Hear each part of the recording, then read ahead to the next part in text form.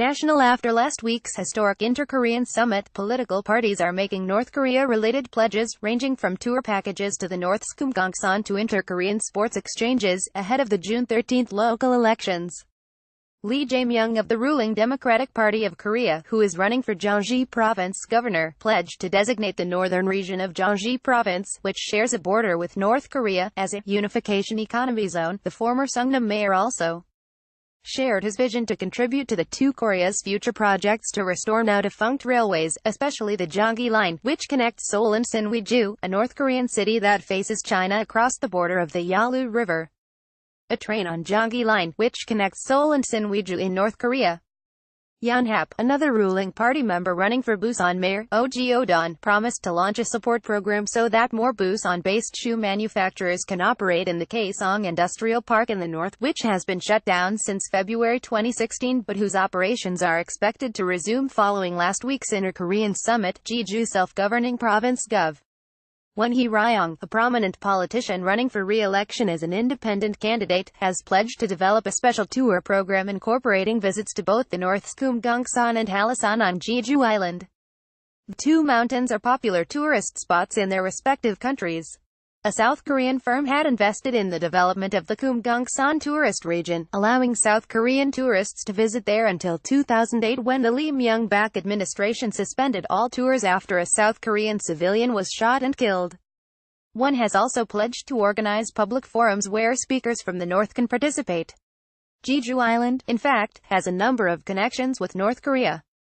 Many ethnic Koreans living in Japan, who have close ties with North Korea, are descendants of former Jeju Island residents who had moved to Japan during Japan's 1910-45 colonial rule of Korea. Many became North Korean sympathizers after receiving financial and educational assistance from the North Korean regime in the 1950s-1970s.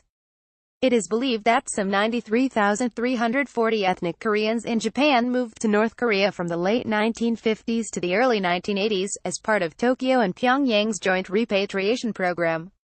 North Korean leader Kim Jong-un's mother, Ko Yang-wei, was born in Japan to ethnic Korean parents, and her family settled in North Korea through the repatriation program in the early 1960s.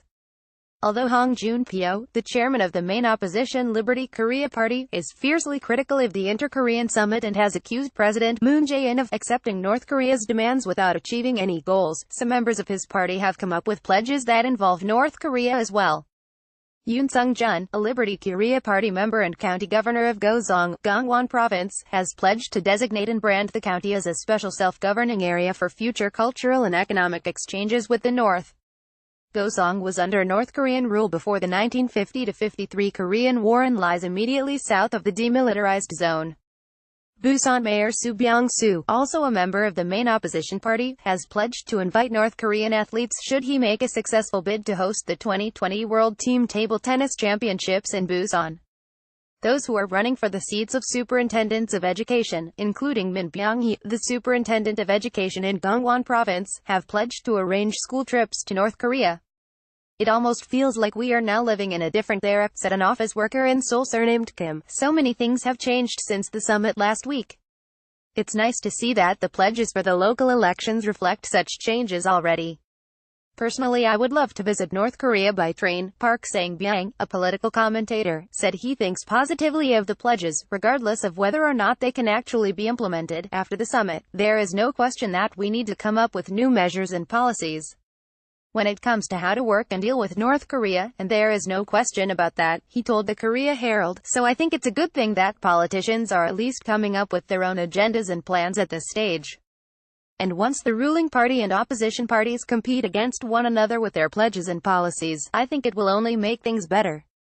What we need is a lot of ideas and healthy competitions to fuel creativity and motivate those in charge to do their best. 8 mayors of big cities, including Seoul and Busan, and 9 provincial governors will be chosen at the June 13 local elections.